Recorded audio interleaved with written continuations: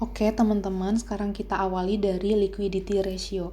Jadi di sini liquidity ratio ini tujuannya untuk menilai kesehatan perusahaan. Nah, perusahaan ini dianggap liquid kalau misalkan bisa membayar hutangnya tepat waktu. Sekarang, untuk menilai apakah sebuah perusahaan itu lebih liquid atau kurang liquid terhadap perusahaan lain, kita pakai yang namanya ini overall or general firm liquidity dan juga liquidity of specific current asset account. Kita awali dari yang pertama, overall or general firm liquidity. Di sini kita punya dua rasio yang bisa dipakai. Yang pertama adalah current ratio. Ini rumusnya langsung current asset dibandingkan dengan current liability. Satuannya dalam times. Maksudnya di sini adalah current asset ini lebih besar berapa kali daripada current liability gitu. Kemudian acid test ratio. Ini kita pakai acid test ratio dengan anggapan bahwa inventory itu di sini current asset memang, tapi dia nih sifatnya bisa jadi nggak cepet berubah jadi cash gitu loh. Jadi inventory ini kan perlu waktu untuk bisa dijual dan menghasilkan cash. Makanya di sini dianggap inventory ini tidak liquid, maksudnya tidak bisa dijadikan sebagai current asset. Nah, makanya di sini acid test ratio rumusnya current asset dikurangi inventory dibagi dengan current liability. Satuannya juga dalam times. Kemudian kalau kita menilai likuiditas dengan melihat current asset account, di sini kan tadi kalau misalkan kita lihat current ratio ini udah menunjukkan likuiditas sebuah perusahaan.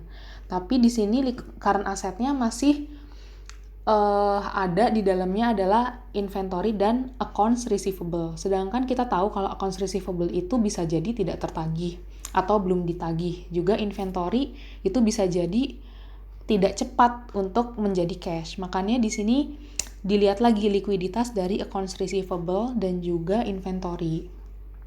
Untuk yang pertama, accounts receivable ini ada dua rasio. Pertama ada average collection period, di mana dia di sini mengukur berapa lama hari yang diperlukan untuk bisa merubah accounts receivable menjadi cash. Jadi di sini dia satuannya days, ya kan? Dia pakai satuan days. Karena dia di sini tujuannya untuk menghitung sebenarnya berapa hari sekali sih perusahaan itu dapat cash dari accounts receivable yang tertagih gitu loh. Terus untuk accounts receivable turnover ini menghitung sebenarnya berapa kali dalam setahun perusahaan menerima cash dari accounts receivable yang tertagih. Makanya di sini satuannya times.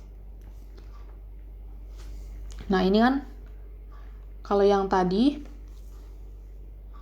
yang average collection period dia kan ngomongin berapa hari sekali perusahaan dapat accounts receivable menjadi cash. Terus kalau yang accounts receivable turnover dia satuannya times karena dia di sini definisinya adalah berapa kali dalam setahun perusahaan bisa menerima cash dari accounts receivable yang tertagih. Oke, untuk inventory sama ada inventory turnover sama ada day sales in inventory. Nah, inventory turnover ini sama kayak accounts receivable turnover. Jadi, berapa kali dalam setahun perusahaan ini bisa menerima cash dari inventory yang terjual. Makanya kita pakai akun atau kita pakai dalam perhitungan ini COGS. COGS dibagi dengan inventory. Karena pengertiannya kayak gitu. Oke, kalau day sales in inventory, dia ngitung berapa lama perusahaan menahan atau menyimpan unsold inventory. Atau berapa lama perusahaan menahan atau menyimpan inventory yang belum terjual. Gitu. Jadi ini satuannya hari. Oke. Selanjutnya, ini kayak gini ya. Siapa tahu mau dicatat atau mau di screenshot silakan. Kayak gini. Oke.